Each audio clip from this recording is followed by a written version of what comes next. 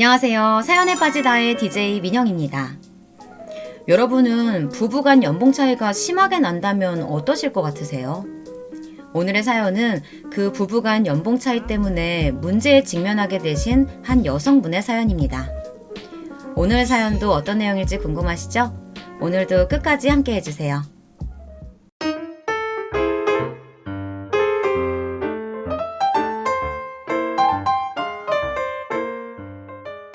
안녕하세요. 강남 테헤란로에서 펀드 매니저로 일하고 있었던 40대 초반의 여성입니다. 저는 한국에서 고등학교 때까지 공부하고 미국에서 대학을 졸업 후 MBA 석사과정까지 하고 귀국을 했습니다. 그러나 저희 부모님은 항상 저에게 말씀하셨어요. 공부 잘한다고 사회생활도 잘하는 건 아니다. 항상 주위 사람들에게 겸손하고 다정하라고 말씀하셨죠. 성적도 중요하지만 인간관계도 중요하다고 하시면서 미국에서 많은 경험을 하고 돌아오라고 하시며 유학을 보내주셨습니다. 저는 딸이 셋인 집안의 장녀입니다.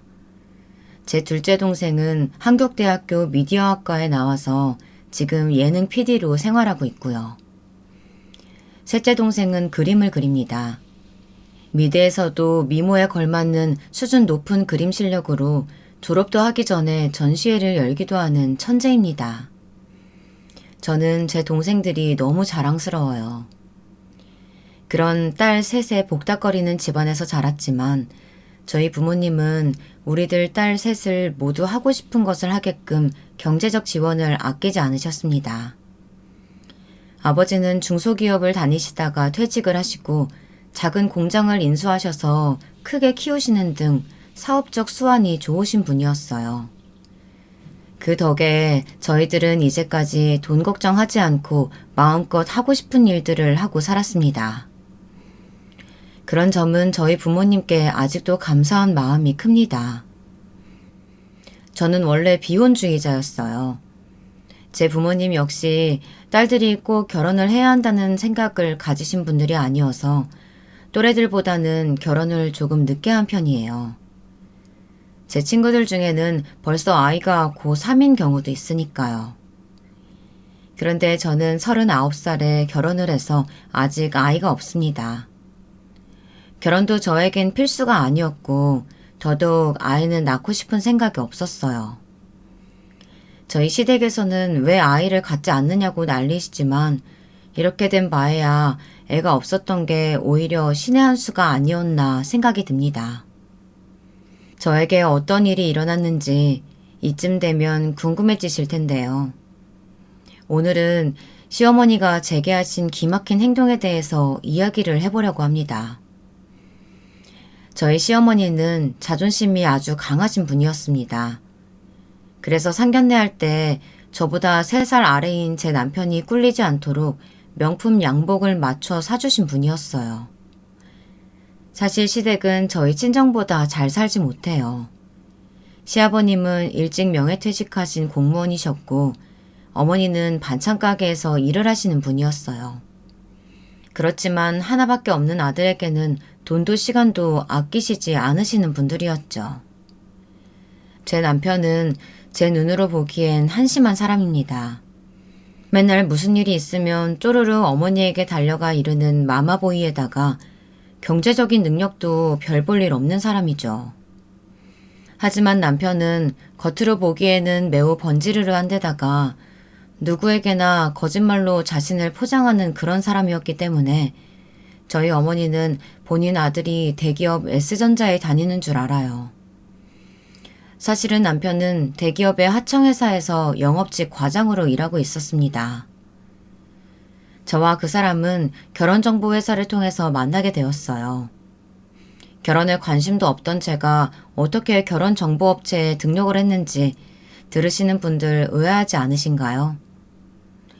제 고등학교 동창이 그 결혼정보회사에서 일하고 있었거든요. 어느 날 동창회에 나갔는데 술김에 그만 그 친구가 등록하라고 성화를 해서 얼떨결에 등록을 하게 되었습니다. 그 친구는 저를 위해서 좋은 사람을 많이 소개해줬지만 저는 항상 한 번만 만나고 애프터는 거절을 해왔어요. 얘 미화야. 너 왜 그런 조건 좋은 남자들 다 차버리는 거야? 물론 네 조건도 좋긴 한데 그 사람들 너랑 비슷하거나 더 연봉 높은 사람들이야. 아깝게 왜 그래? 적어도 한두 번은 더 만나주지 그래. 아니야, 난 됐어. 결혼할 생각도 없는 사람이 그 사람들한테 희망 고문 주는 거나 뭐가 다르니? 난 그러고 싶지 않아. 그 남자들한테 예의도 아닌 것 같고. 앞으로 나 소개시키지 말아줘. 올해까지만 등록시켜놓고 빼버려도 돼. 그럼 S전자 다니는 이 사람 한 번만 더 만나봐. 그 사람도 마음에 안 들면 나도 너 포기한다. 그럼 됐지? 친구가 내민 프로필 사진을 보니 귀엽고 잘생긴 게 딱 제 마음에 들더라고요. 그렇게 되어서 지금의 남편과 만나게 된 거였습니다. 지금 생각하면 그 사람은 처음부터 회사도 S전자라고 속였었네요. 처음 남편과 만난 호텔 커피숍에서 그 사람의 첫인상은 정말 괜찮은 청년의 느낌이 확 났어요. 이제껏 만났던 남자들과는 옷 입는 것부터 좀 달랐죠. 다른 사람들은 다 아주 비싼 정장을 쫙 빼입고 나왔었는데 이 사람은 처음 만난 날에 캐주얼한 니트에 청바지를 입고 왔더라고요. 결혼을 전제로 한 선을 보러 나온 게 아니라 편한 친구를 만나러 가는 사람 같았어요. 그런 점이 솔직히 제 이목을 끌었습니다. 그날은 저도 수수한 흰 원피스를 골라 입고 아주 옅은 화장만 하고 나갔습니다. 더 이상 남자에게 이쁘게 보일 생각도 없었고 결혼 못해서 안달난 골드미스 정도로 보이고 싶지는 않았거든요. 그런데 그날 만난 사람이 제 취향일 줄은 몰랐어요. 물론 얼굴만이긴 하지만요. 마마보이를 어떤 여자가 좋아하겠어요. 그렇지만 그때는 남편이 마마보이인 줄은 꿈에도 몰랐었죠. 선을 본 날 우리는 완전히 서로 얘기도 잘 통하고 취향도 비슷하고 이태원의 펍에서 술도 마시고 심야 영화도 보러 갔습니다. 둘 다 공식적인 자리나 정장 차림을 안 좋아하고 자유로운 영혼이라는 점이 딱 맞아 떨어졌죠. 그렇게 한 3개월 정도 데이트를 하고 난 후 저는 결혼을 해야 할 거면 이 사람이랑 하고 싶다고 할 정도로 마음이 바뀌었습니다. 서로가 호감을 갖고 있다는 걸 확인하자 더 망설일 이유가 없었습니다. 나 자기한테 우리 부모님 소개시켜드릴까 하는데 당신 생각은 어때? 그래, 좋아. 나도 요즘 만나고 있는 여자 있는데 마음에 든다고 우리 엄마한테 자기 얘기 미리 해놨어. 날짜 잡아서 부모님께 서로 인사드리자. 저는 설레는 마음으로 부모님께 이 사람을 소개해드렸습니다.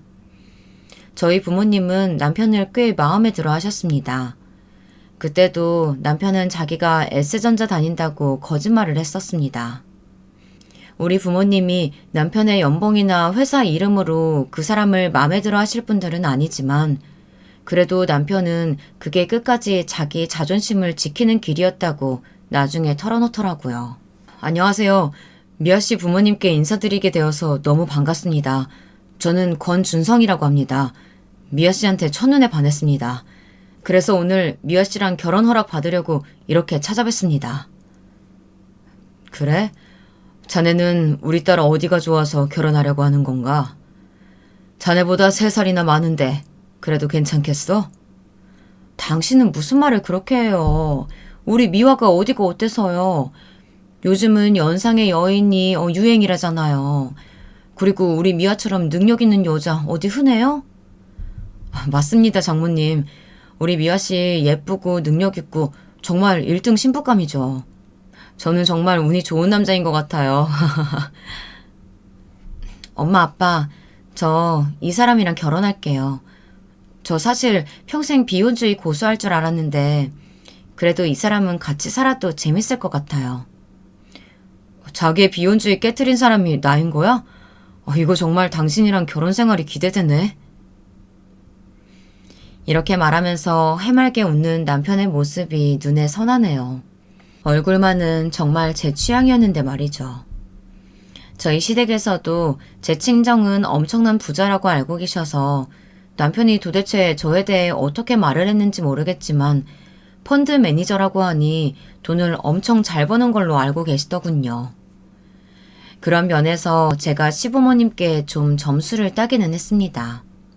시댁에도 인사를 드린 후 남편은 저와의 결혼식을 추진하는데 거침이 없었습니다.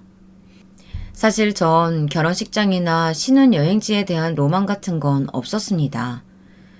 그러나 허세가 심한 성격인 남편은 결혼식도 강남의 유명 호텔에서 하고 신혼여행도 유럽 일주로 한 달 정도 계획해서 다녀오자고 하자면서 조금씩 본색을 드러내더라고요. 하지만 그때는 저도 그 사람에게 콩깍지가 씌어져 있었던 터라 그 사람이 하고 싶은 대로 하게 해주었습니다.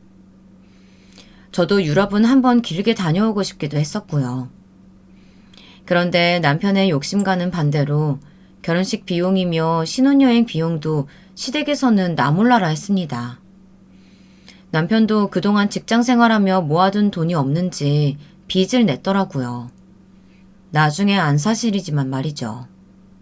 그래서 결혼식 비용 역시 제가 치르고 남편이 3일 정도로 거의 보태는 수준이었습니다. 막상 돈 문제가 걸리자 남편은 비굴하게 변명을 하더라고요. 내가 대학 학자금을 계속 갚고 있어서 돈을 별로 못 모았어. 자기가 이번 식장 비용만 되면 나중에 다 갚을게. 물론 집은 내가 구할 거야. 아니, 대학 졸업한 지 아무리 못돼도 7, 8년은 되었을 텐데 아직도 대학 학자금을 못 갚고 있다는 게 말이 되나요? 그러나 그때는 그런 의심을 하지도 않았고 그까짓 돈 내가 좀 많이 내면 어떠냐 하는 생각이었던 게 사실입니다. 그만큼 이 남자가 좋아 보였었나 봐요. 지금 생각해보면 제가 어리석었던 거죠. 그렇게 꿈같은 유럽에서의 한 달 살기로 신혼여행을 마치고 나서 신혼집으로 들어갔습니다. 남편이 시댁에서 15분 거리에 있는 시장 근처 17평짜리 국민 임대주택에 들어가는 겁니다. 저는 좀 어이가 없었어요. 그래서 남편에게 따졌죠. 자기야, 자기가 집 구한다고 해서 내가 신경 못 썼는데 정말 여기 구한 거 맞아? 많은데 왜? 우리 신혼생활 할 건데 17평이면 괜찮은 평수 아닌가? 그렇게 넓을 필요가 있어? 나중에 애기라도 생기면 그때 20평대 아파트로 이사 가도 되잖아. 아무리 그래도 그렇지. 난 25평 이하에서 사는 거 반대야. 내가 돈 더 줄 테니까 우리 다른 집 알아보자. 어? 뭐 자기가 그렇게 원하면 이사 가도 되는데 이미 구한 집이니까 여기서 전세 만기까지만 살고 나가자. 그리고 여기 사실 엄마가 구해준 집이야. 내가 한 거 아니고. 저는 말문이 막히고 눈을 휘둥그렇게 뜰 수밖에 없었습니다. 자기가 집 한다고 해서 저는 남편만 꽉 믿고 있었는데 그것조차 어머니한테 부탁을 했다니 이 사람은 얼마나 마마보이인 데다가 돈이 없는 걸까요?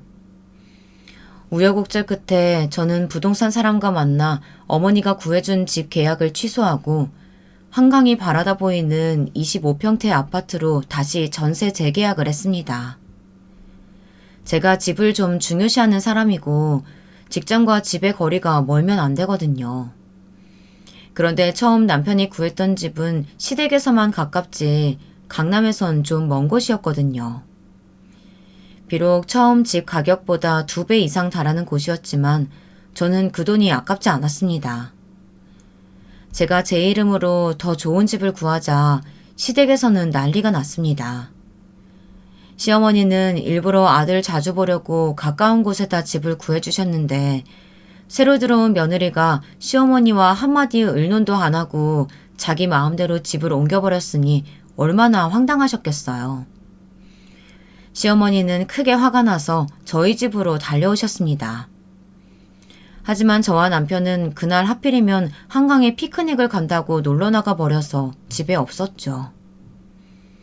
시어머니는 그날 저의 집 앞에서 오랜 시간을 기다리셨던 모양이에요. 잔뜩 화가 나서 전화를 하셨더라고요. 새아기냐? 도대체 어딜 간 거니? 아무리 초인종 눌러도 대답도 안 하고. 주말에 시어머니가 집으로 달려오신 것도 그렇지만 사전에 전화 한 통도 없었다는 건 저로선 이해가 가지 않았습니다. 저는 뭐 항상 주말에 집에 콕 박혀서 어머니가 오실 걸 대비하고 있어야 하나요? 저는 시치미를 뚝 떼고 어머니께 대꾸했습니다. 어머니 죄송해서 어쩌죠? 지금 저희가 집을 비웠는데. 그러게 미리 전화라도 한 통 하시고 오셨으면 좋았을 텐데요. 아니면 이렇게 허탕 치실 거 아니겠어요. 그랬으면 이렇게 허탕 안 치실 거 아니겠어요. 다음엔 꼭 전화 먼저 하시고 오세요. 뭐라고? 새애기 너 지금 시어머니한테 훈계라도 하는 거냐? 그리고 엄마가 구해준 집이 뭐가 어떻다고 네 마음대로 집을 바꾸기를 바꿔. 어른들한테 누가 그렇게 하라고 가르치디?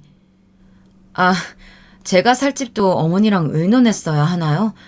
전 그런 생각까진 못했네요. 죄송해요. 하지만 제가 살 집은 제가 정하고 싶거든요, 어머니. 시어머니는 제가 어머니 약을 살살 올리고 있다고 생각하셨는지 점점 목소리가 커지기 시작했습니다.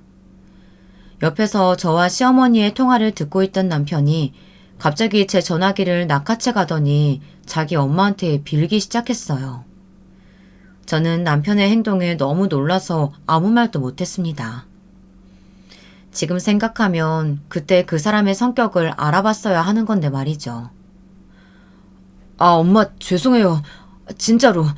근데 어머니가 우리 집 한번 와서 보셔야 돼요. 차액은 이 사람이 냈어요. 그러니까 엄마 너무 노여워하지 마시고요. 나도 엄마 사랑하지. 그러니까 집에 가 계셔요.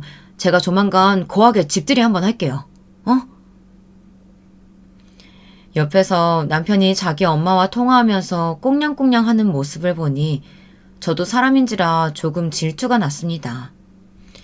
하지만 지금 남편의 옆에 있는 사람은 저니까 그 당시엔 별 신경을 쓰지 않았습니다. 그 사람이 심각한 수준의 마마보이인 것도 그때 당시엔 눈치를 못 챘던 게 사실이고 말이죠. 며칠 뒤 남편은 시댁 식구들을 초대해서 집들이를 했습니다. 저는 음식 솜씨가 없었고 원래부터 집들이 할 생각도 없었거든요. 남편이 시어머니와 전화하며 호언장담을 해서 그래서 급조된 집들이가 당연히 제 마음에 들 리가 없었죠.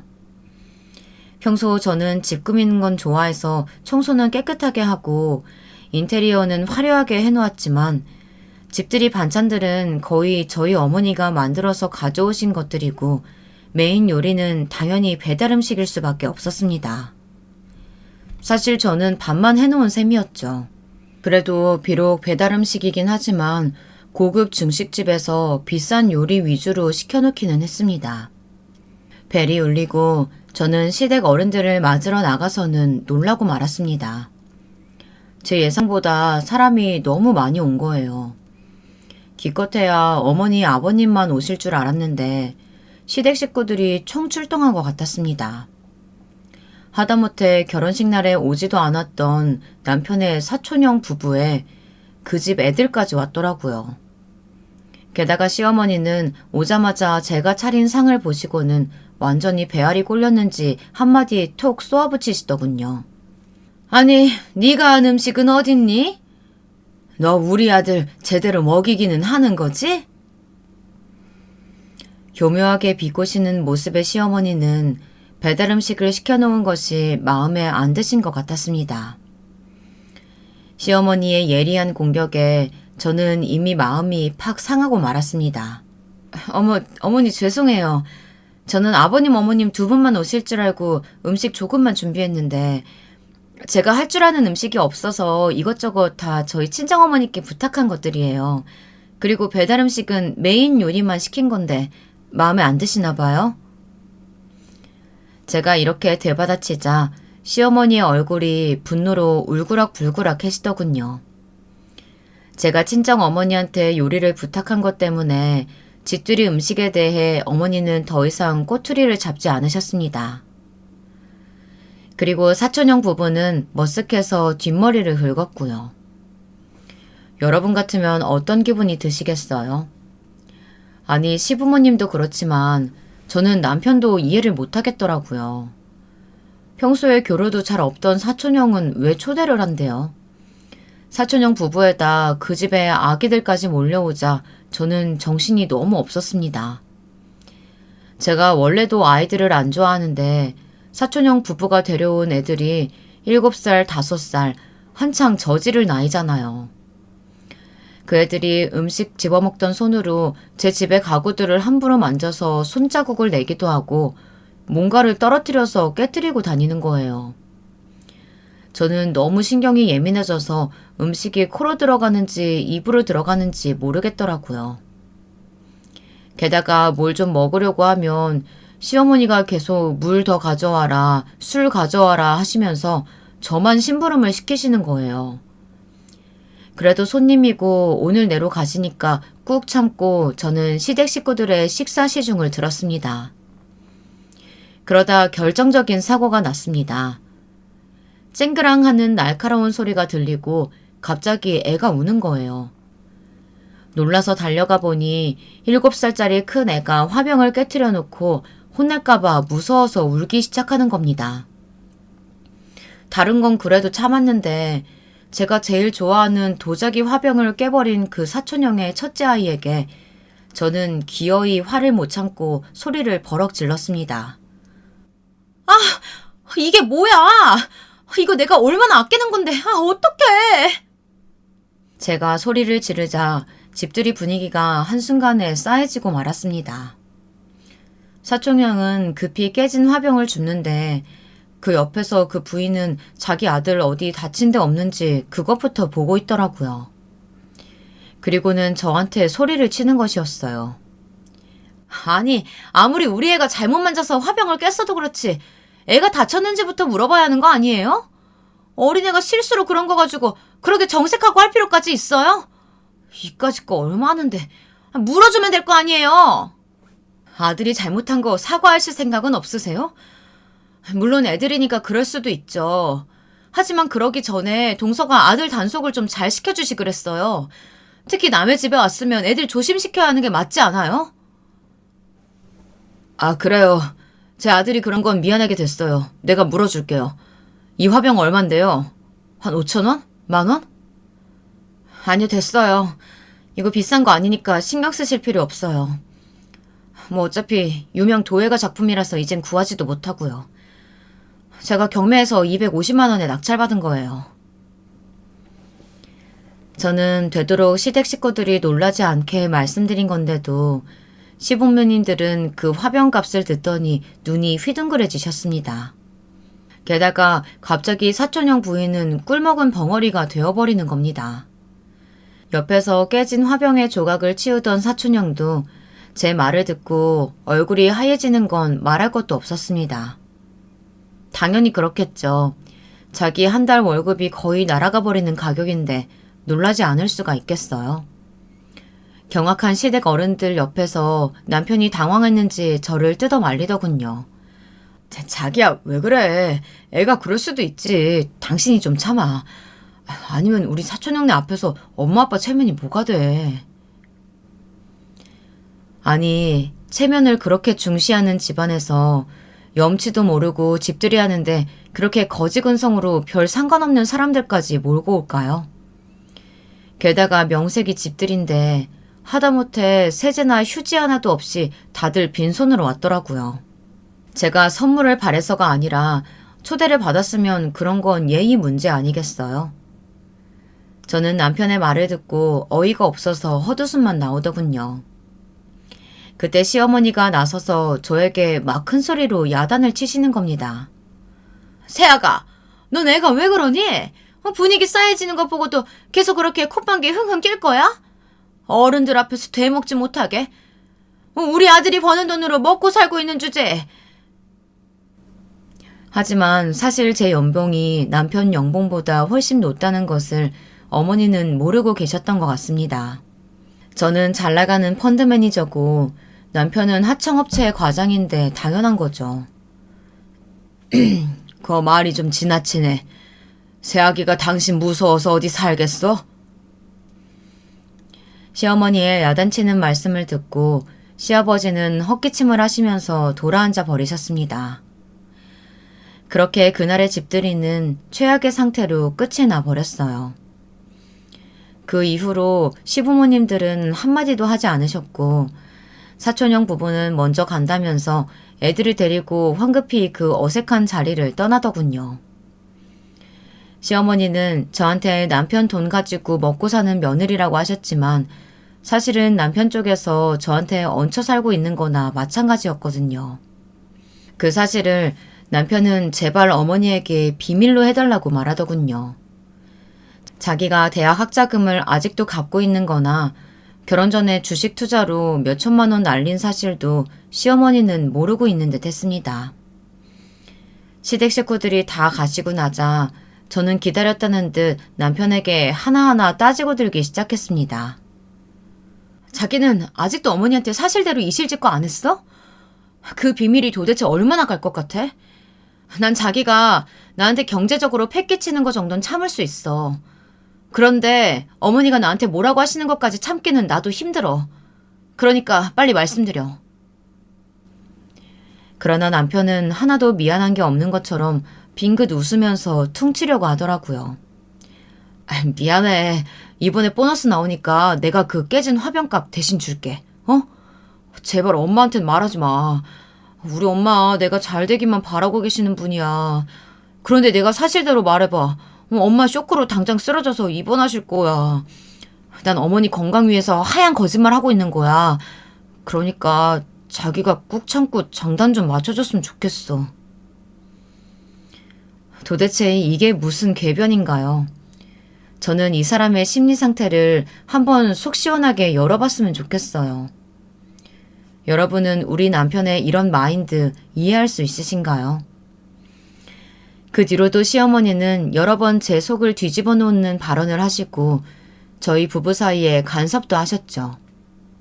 왜 애를 안 낳느냐, 저한테 문제가 있는 거 아니냐 그러시면서 꼭 제가 미치고 팔짝 뛰도록 만드시더라고요. 얘 새아가, 너 나랑 병원 가서 약 좀 지어 먹자. 아무래도 네가 나이가 많아서 애가 잘 안 생기는 것 같아. 그러니 어머니가 아는 한의원 있으니까 거기 가서 진맥도 좀 받고 정기적으로 보약해 먹어. 안 그러면 너 애기 갖기 힘들 것 같다. 어머니가 이런 이야기까지 하시자 저는 가만히 있을 수 없었습니다. 욱해서 어머니께 반박하려고 했는데 남편이 옆에서 저를 껴안으면서 말리는 거였습니다. 자기야, 우리 엄마 원래 좀 까칠하셔. 넓은 마음으로 자기가 이해 좀 해줘. 남편이 웃으면서 은근슬쩍 제 어깨 위에 손을 올리면 또 그 잘난 얼굴에 제 마음이 누그러져서 한 발 물러서고 마는 것이었어요. 저도 참 모자라죠. 남편의 외모에만 약한 게 제 약점이었습니다. 그러던 어느 날이었습니다. 며칠 후면 저희 친정엄마가 환갑을 맞이하시는 날이었어요. 저는 저번 집들이 때 도와주신 것에 대해서 감사도 표할 겸 어머니에게 생신 축하 전화를 했습니다. 엄마, 다음 주 수요일이면 환갑 생신이시네요. 축하드려요. 혹시 뭐 하고 싶은 거 있으세요? 아니야. 요즘에 환갑이 뭐 큰 행사라도 되니? 잔치도 할 필요 없고 그냥 우리 식구끼리 조촐하게 보내고 싶구나.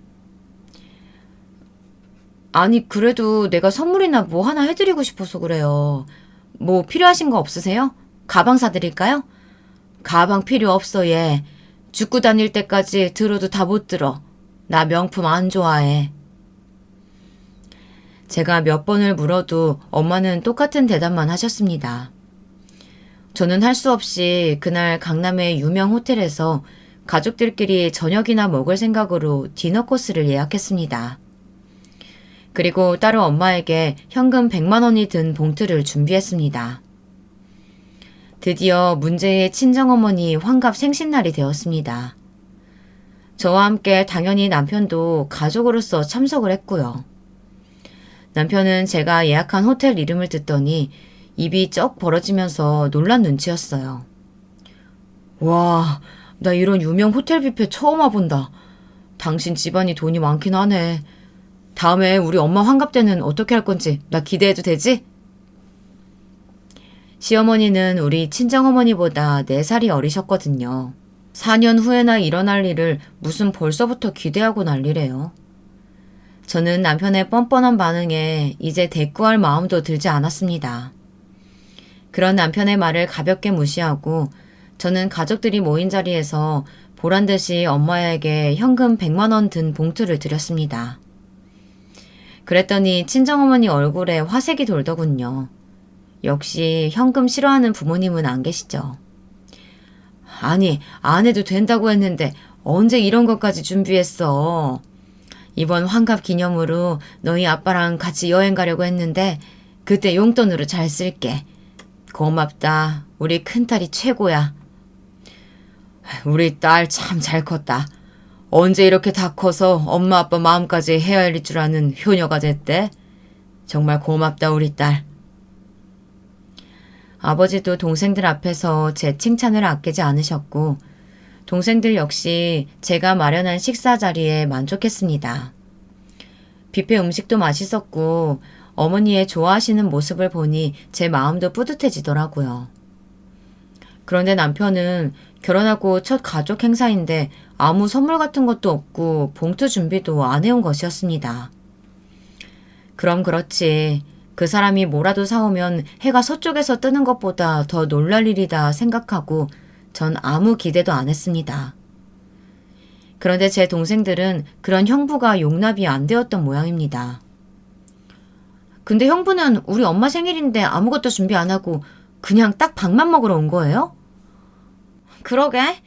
우리 형부는 엄마 생신 선물 준비 못했어요? 부지런히 뷔페 음식으로 배를 채우는 데만 급급했던 남편을 보다 못한 제 동생들이 한마디씩 하더군요.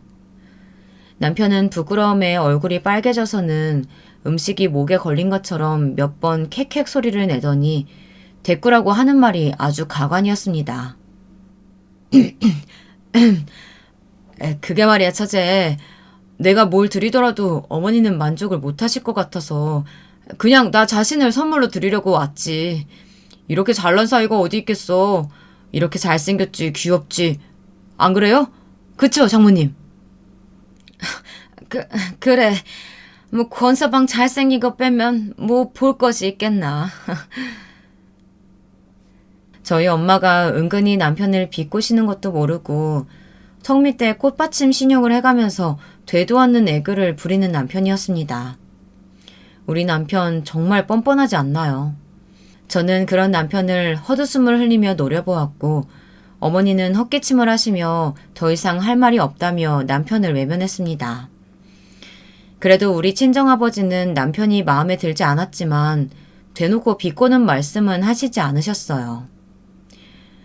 그래도 권서방 사기 떨어뜨리는 말은 하지 말고 네가 잘 뒷받침하고 서로 맞춰서 살아. 네가 선택한 권서방이니 나는 좀 마음에 안 들어도 아무 말 안 하마. 그날 친정엄마 환갑 식사 모임이 끝나고 헤어질 때 아버지가 제게 해주신 말씀이에요. 하지만 저는 아버지의 충고가 귀에 들어오지 않았어요. 결혼하고 처음 맞는 집들이에서도 시어머니 때문에 기분이 나빴고 환갑 모임을 끝내고서도 저는 기분이 나빠질 수밖에 없었습니다. 그런 제 속내도 모르고 남편은 운전을 하면서 제잘제잘 제 화를 돋구고 있었습니다. 자기야, 나 오늘 어땠어? 장모님 생신에 그래도 사위로 할 일은 다 한 것 같은데. 당신은 저번에 시댁 식구들 집들이 때도 자기 멋대로 자리 만들더니 오늘도 우리 엄마 눈치 안 보고 선물도 하나 준비 못했어? 사람이 왜 그래? 무슨 일 벌어지기 전에 의논이라는 것 좀 해주면 안 돼? 제가 남편의 기대와는 반대로 화를 내니까 남편은 얼굴을 굳힌 채 입을 꾹 다물고 운전만 하더라고요. 결국 집으로 돌아오는 길에 저는 남편과 크게 싸우게 되었습니다. 그 후 며칠 동안 저는 남편과 말도 안 하고 아침에 밥도 챙겨주지 않았습니다. 남편은 아침엔 무조건 한국식으로 밥을 먹어야 한다며 매일 밥과 국 그리고 3가지 반찬을 요구해왔던 사람인데 제가 며칠 동안 밥을 안 하자 벌컥 화를 내더라고요. 내가 뭘 잘못했다고 당신 나한테 이렇게 쌀쌀맞아? 자기 어머니 환갑잔치 가서 그만큼 애교 떨고 왔으면 됐잖아. 내가 선물 안 드렸다고 그래? 잘 안 해. 사람이 오는 게 있어야 가는 것도 있다고 했어. 그런데 당신 나한테 해준 게 이제까지 뭐 있어? 당신이 이런 사람인 줄 몰랐어. 앞으로 자기가 직접 해서 밥 먹고 다녀. 나도 자기네 식구들한테 신경 안 쓰고 살고 싶어. 결혼한 지 1년도 안 되어서 삐걱거리기 시작한 저희 부부 사이는 친정엄마의 환갑 이후 극단적으로 나빠지기 시작했어요. 그것도 다 남편 때문입니다. 남편이 시어머니한테 거짓말만 시키고 허세 부리고 하는 바람에 사달이 일어난 거니까요. 제가 밥을 안 차린 지 이틀이나 지났을까요? 남편은 시어머니에게 쪼르르 달려가서 제가 아침밥을 안 준다고 이른 모양이더라고요. 시어머니 편으로 대량의 국가 반찬들이 택배로 보내져 왔습니다. 전 택배 상자를 열었고 거기에는 시어머니의 편지가 들어있었습니다. 우리 아들 굶기면 내가 언제 너희 집에 갈지 모른다. 이 시애미 화나게 하지 말고 우리 아들 밥 잘 먹여. 그리고 그날 집들이 때 깨진 화병값이다. 자기 아들 먹이려고 바리바리 싸놓은 반찬 상자 옆에 꼴랑 현금 10만 원이 들어있는 것입니다. 저는 분명 그 화병 가격은 250만 원이라고 말씀드렸는데 이걸로 겨우 퉁치려고 하신 걸까요? 아무튼 저는 시어머니가 주시는 돈 따위는 필요 없었습니다. 찢어진 제 자존심이 더 문제였죠. 그날 남편이 퇴근을 하고 집에 왔을 때 저는 남편 눈앞에 시어머니가 보낸 돈 10만 원을 내밀며 따졌습니다. 당신, 또 엄마한테 가서 우리 싸운 거 다 말했니? 당신은 도대체 얼마나 철이 없는 거야? 그리고 어머니가 주신 이 돈 나 필요 없으니까 가져가. 나 오늘부터 게스트룸에서 잘 거니까 그렇게 알고. 뭐라고? 내가 엄마한테 가서 일렀다고? 누가 그래? 그리고 부부가 돼서 한 방에서 자야지. 싸워도 각방은 싫어. 어디가? 남편은 그래도 부끄러웠는지 저에게 소리는 지르면서도 얼굴이 빨개지더라고요. 저는 더 이상 남편이랑 말도 섞고 싶지 않아서 그날부터 다른 방에서 잤습니다. 그렇게까지 했는데도 이 사람은 자존심은 세서 저에게 미안하다는 사과 한 번을 안 하더라고요. 친정엄마 환갑 모임이 끝나고 일주일이 지난 어느 날이었습니다. 저는 사무실에서 열심히 일을 하고 있었어요.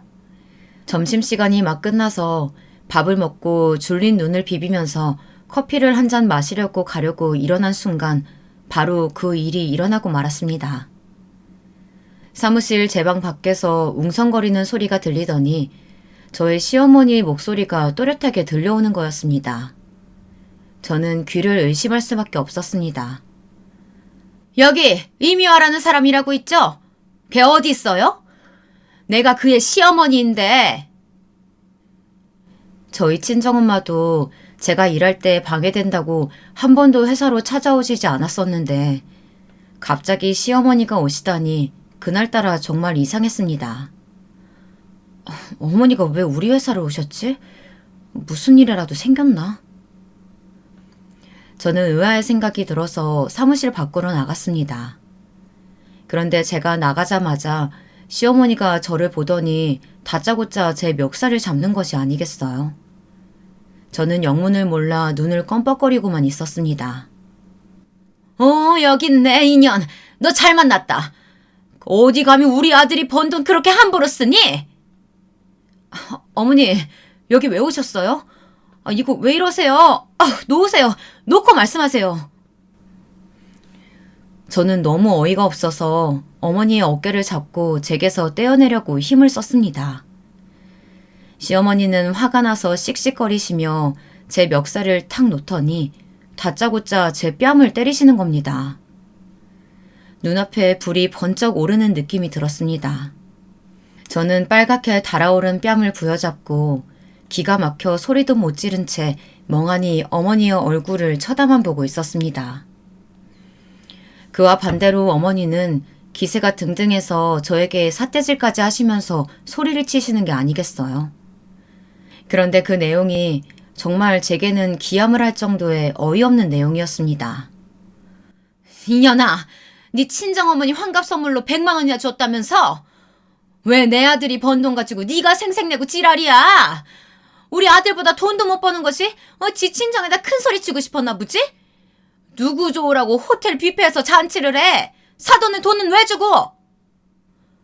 어머니, 그 사람이 그렇게 말해요? 말도 안 돼요. 제 돈으로 드린 거예요. 그리고 호텔 디너도 제가 예약한 거고요. 제가 왜 남편 돈을 쓰겠어요? 남편이 오히려 제 돈 가져다가 막 선심 쓴 거라고요. 저번에 어머니 가족 집들이 했을 때도 그래요.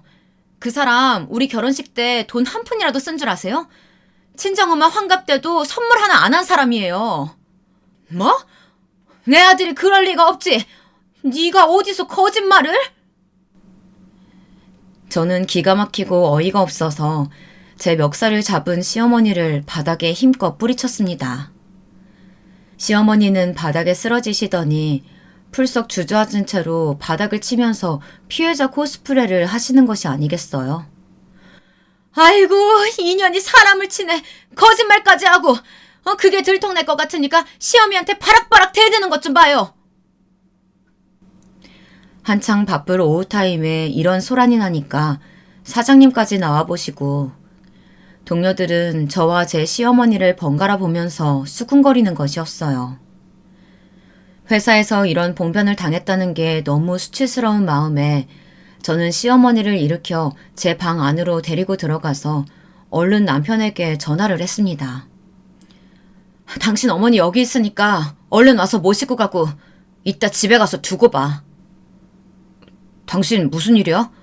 우리 엄마가 왜 거길 가?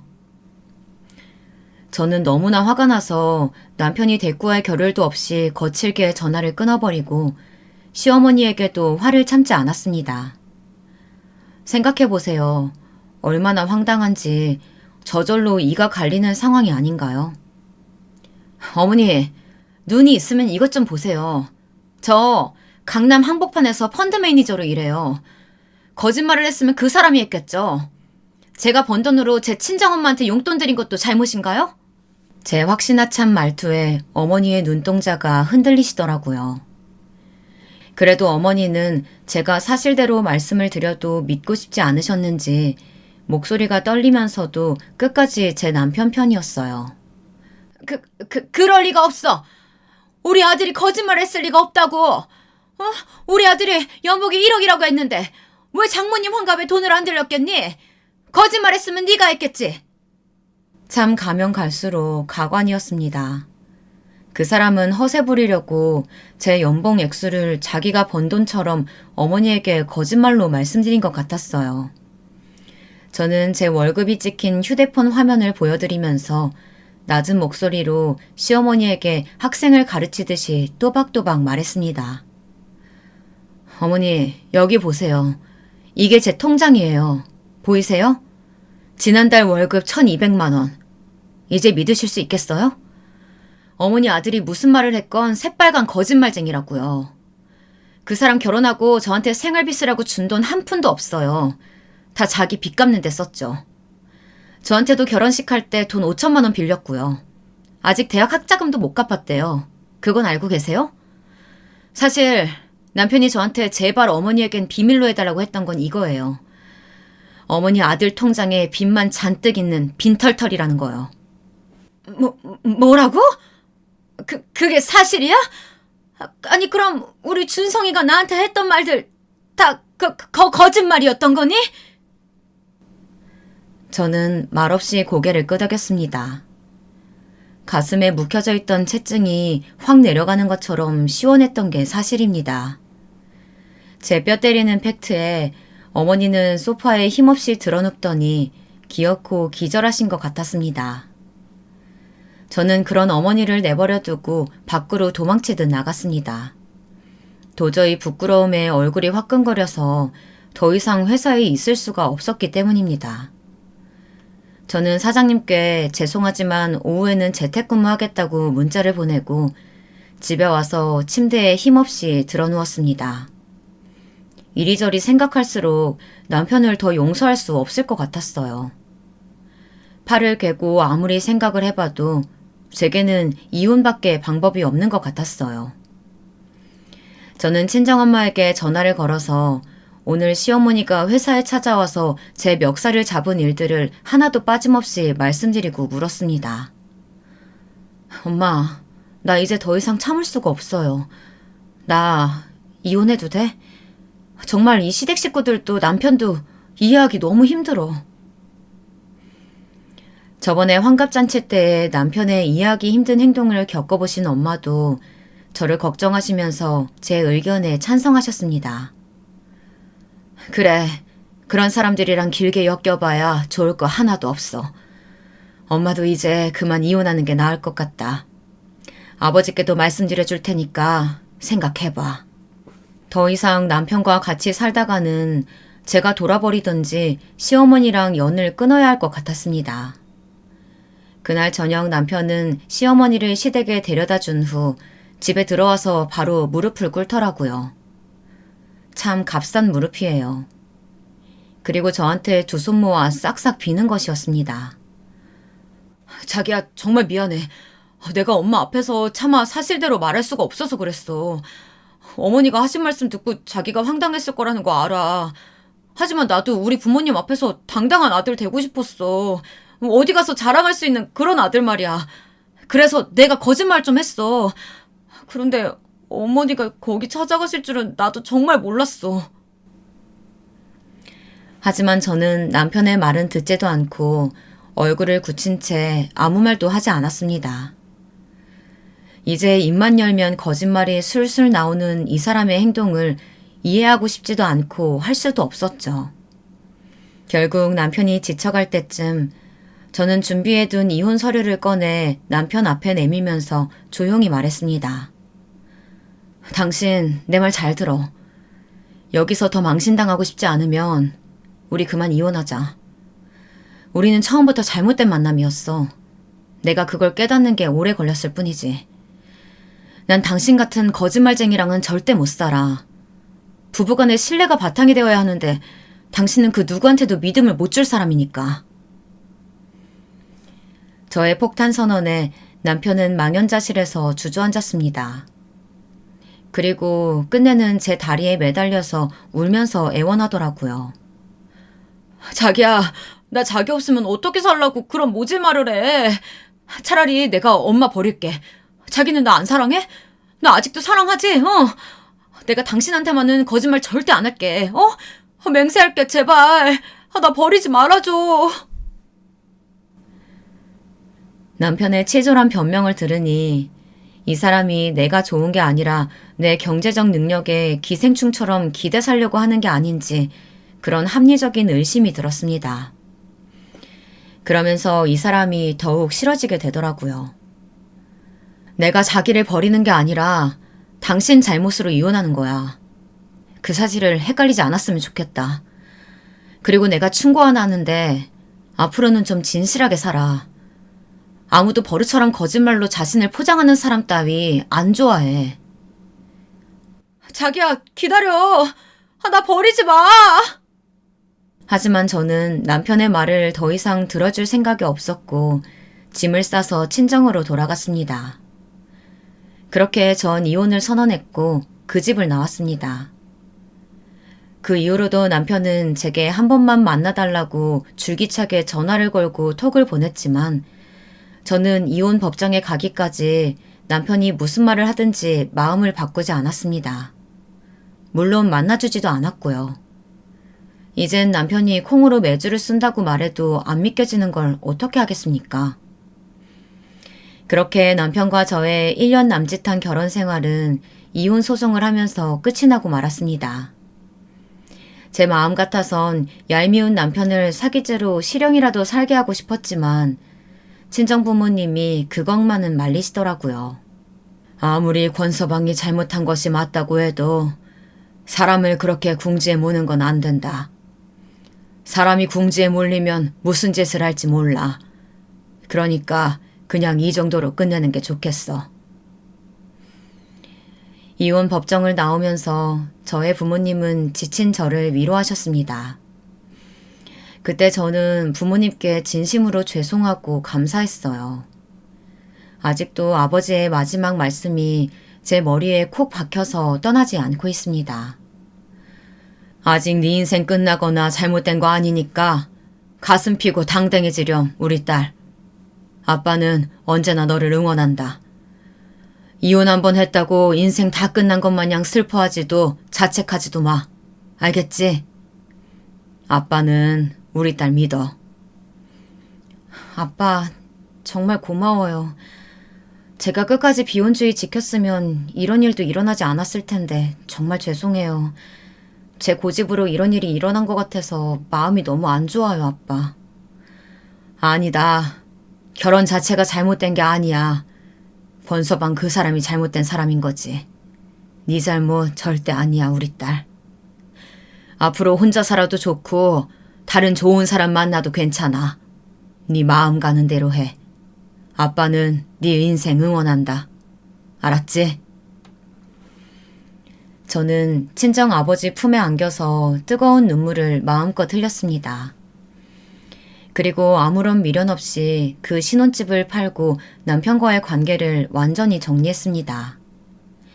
남편은 어떻게 되었냐고요? 그 사람은 저와 이혼하고 얼마 되지 않아 시댁에서도 쫓겨나고 시어머니에게도 절연을 당했습니다. 어머니도 곧 그 사람의 실체를 알게 되셨을 거예요. 그리고 거짓말만 일삼는 아들은 뒷바라지조차 해주고 싶지 않았던 모양이죠.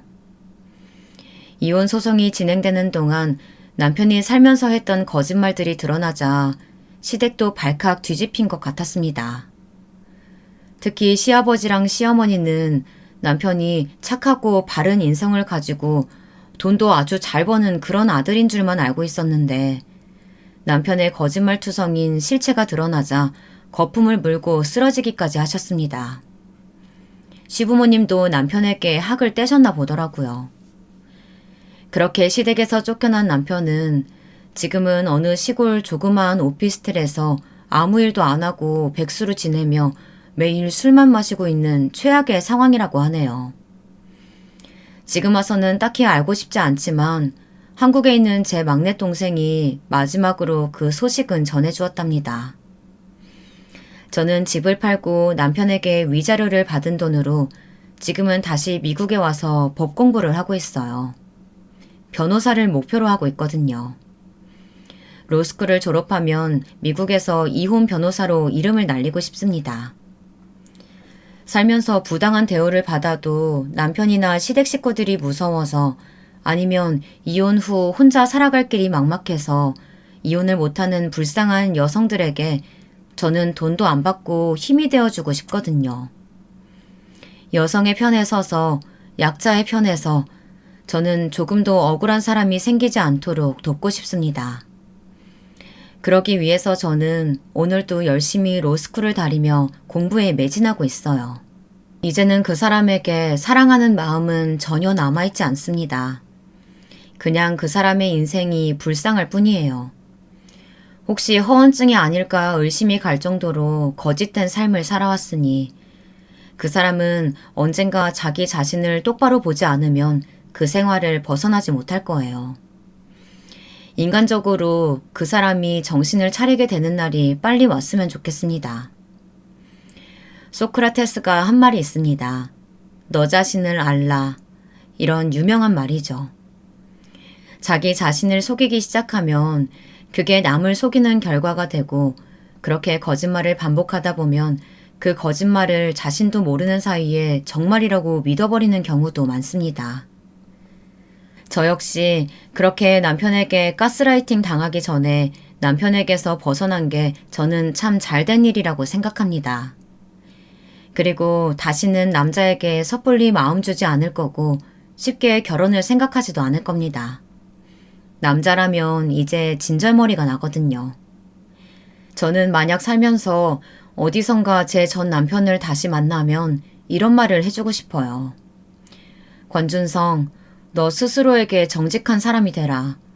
세상 누구를 속이는 일보다 자기를 속이는 것이 가장 큰 죄야. 그러니까 얼른 그 거지 같은 삶을 빠져나와서 정신 차리라고. 여러분, 제 이야기는 여기까지입니다.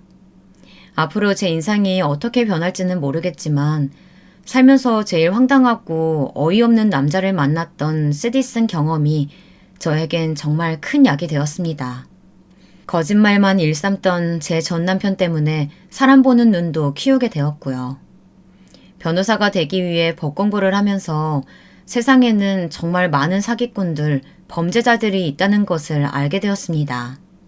저의 전 남편 같은 사람은 발끝에도 못 미칠 정도로 배우자를 속이고 가스라이팅하는 남자들에게서 불쌍한 여자들을 구해내겠다는 생각입니다. 그런 하나하나의 케이스들을 더 자세히 공부하고 저의 의뢰인들을 멋지게 변호해서 앞으로 제 의뢰인들이 절대 불이익을 받지 않도록 노력해야겠다는 생각뿐입니다. 제 긴 이야기 들어주셔서 감사합니다. 지금 제 사연 들어주시는 모든 여러분 행복하세요.